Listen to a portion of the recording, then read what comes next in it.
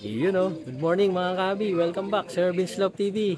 So nandito tayo kay paring Sevin Komendador dito sa Nyugan, Cabuyao, Laguna. So nag-look visit ulit tayo. Bisitahin natin yung mga pabreed niyang mga imported na ibon na lahi ng mga island born ng mga paanak nila ni partner niya na si Sir Robic de Monteverde. So tara mga kabi, silipin natin yung mga ibon ngayon dito. So mga kabi, si paring Sevin Komendador. Good morning pre, good morning. Yan, pawisan pa. Nagpatuka kasi siya ng mga ibon. Pagdating natin, nagpapatuka. So ayun mga kabi, papasilip ni paring Sevin yung mga yung mga ibon nila dito na pang out pre, no? Oo, pwede. Tara mga kabi, silipin natin. So, sige pre, open nga nung pinto. Ito nga pala yung mga pwede namin i-out. Ayan mga kabi, dami. Island born na na ibon. Mga magulang na halos lahat import. Mga PBM, Mike Ganus, Holmans, Bandibal. Yung mga line namin. Meron din kami dyan, Black Eagle. Import yun, import. Yung mga ibang kapatid na nasa Alegre OLR na. Tapos ito dapat for OLR namin, kaso nga lang medyo nagkaroon ng konting problema kaya hindi na tuloy. Pero okay lang yun, at least focus na tayo sa Alegre. Tapos, ito pre, yung mga breeder, no? Ito yung mga breeder, ito yung mga galing sa Europe. Ayan. Ito mga Bandibal. Bandibal PBM. Holmans. Tapos Mike Ganus. Ayan. Mike Ganus. Yung mga young bird na yun pre, halos dito na yun, no? Island bird na yun, no? Mga pa-breed mo na, Mga pa-breed namin yan. Ayan. Na dapat pang oil dapat namin. Nasa niya natuloy. Sayang. Yung kapartner mo ay si, nga pala, yan, shoutout kay Shoutout nga pala kay partner, RGM, Black Nasa Rindok. Ayan. Kay partner Robby. Ingat ka lagi dyan. Yun yung kanyang partner dito sa pag-iibon. Good luck sa atin, sa Alegre, good luck. Ayan. Magkami tayo entry doon.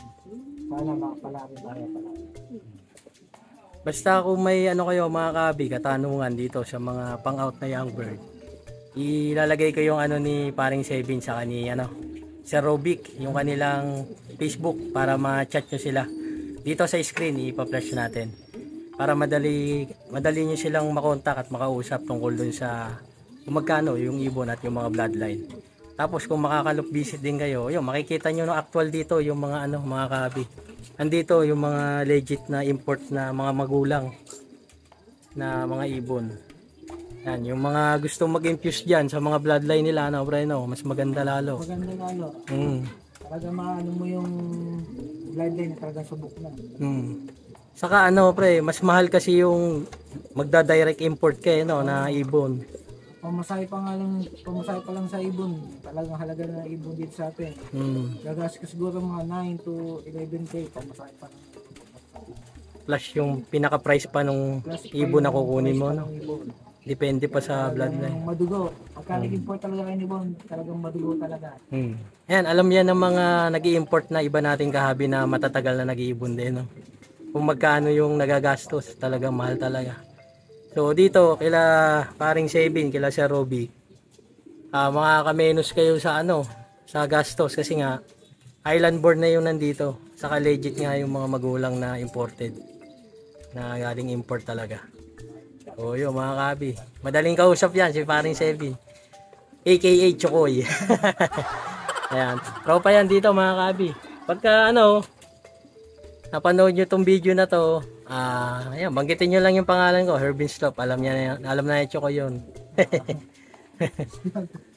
Ayan, madaling kausap yan, tropa yan dito. Sa natin yan, dito sa lugar sa Cabuyao. Next year, babalik tayo sa club. Ayan. Magbabak to, na to. Factories na. Kahit na walang time, babak tayo. Ayan. Kahit na miss ko lang yung miss ko yung mag-aalaga. Ayun. Kasi talagang hindi natin masisingit eh. Kasi talaga sa trabaho. Mukhang magiging lady puncher na rin yung kanyang misis. Tapos baka yung love name niya, pre, ano na, iba na. Iba na. Ibahin din. Pangalan na ng babae yan. Yun. Siya rin naman kasi nagkakalala, siya din ang papakahirap sa pag-aalaga. Oo. Baka sakali may yang din eh, no? Sa mga hindi nakakaalam, mga kabi, ano rin to? Nag-overall na to si paring Sevin Comendador dito. Pumigil lang tayo.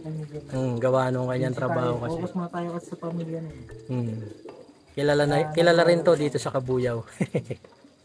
Isa sa mga ano to. Nag-overall din. Pero yung sa mga nakakuha naman ng ibon natin, hindi naman tayo napahiya. Ayun, sa payo. Manila. Tumira din naman. Ayun.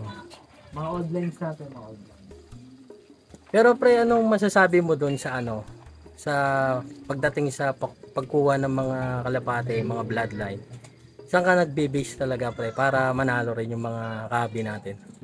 Kasi kung kukuha ka talaga ng ibon, syempre kailangan mga winning line. Katulad, kasi sa pedigree, doon pa lang, makikita mo pa lang, mga yung lolo, mga nuno, kung nanalo, mga ganyan. Syempre kailangan, pagka nakabili ka na ng winning line, nasa yun na yun, sa pag-aalaga mo na yun. Kung ikaw naman paano-ano lang sa pag-aalaga, wala talaga. Kahit na maganda yung ibon mo, hindi ka talaga maganda. Dapat may time ka rin talaga rin.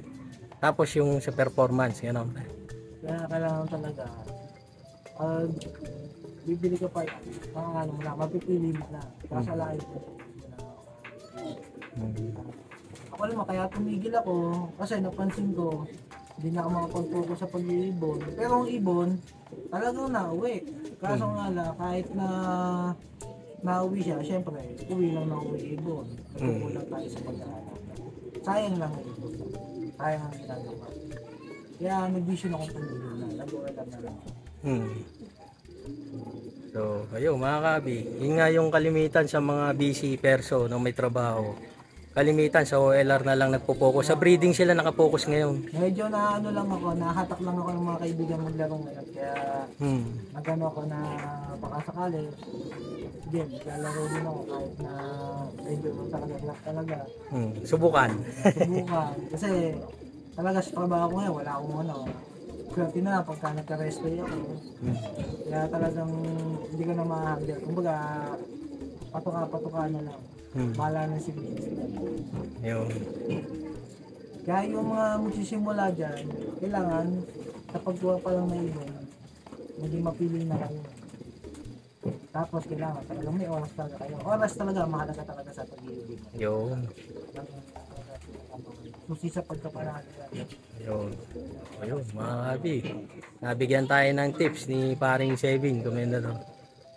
So, ayun pre, maraming salamat sa ano, sa pagpapatuloy ulit dito para mabisita yung mga alaga nyong ibon dito. At syempre, yun na nga, dumami na. Mami. Pero ano yan, mga solid na mga bloodline niya, mga kabi. Tama-tama yan sa mga gustong mag-infuse ng mga ibang bloodline ng ibon. So, PM nyo lang si paring Sevin at si Sir Robic para mabilis yung transaction nyo. So, yun pre, maraming salamat ulit at good luck sa OLR race nyo ni Sir Robic. Thank you pre. So, yun mga kabi. Baka may mga isa-shoutout ka pre. Shoutout nga pala sa sa misis ko na napakabait. Kay Jellybell Comendador at saka sa sa IGO Comendador. Tsaka sa Tropang Nyugan, sila Boss Benny, sila Bon, sila Carlo. Yan. Shoutout niya din pala kay Pisan Daryl at saka kay Randy Milosa, kay paring Randy. Tsaka sa buong tropa ng Kabuyaw. Tsaka good luck nga pala sa NDR race nyo. Tsaka sa pumihit ng South. Good luck sa kaya rin nyo. Sana, by ngayong taon, makapagkakaroon din tayo. Kahit na sa South lang na. Good luck sa inyo, good luck. So, ayun mga kabi, hanggang dito na lang yung ating content kay paring Sevin. O aka Chokoy. Thank you very much. Keep safe and God bless. Bye-bye.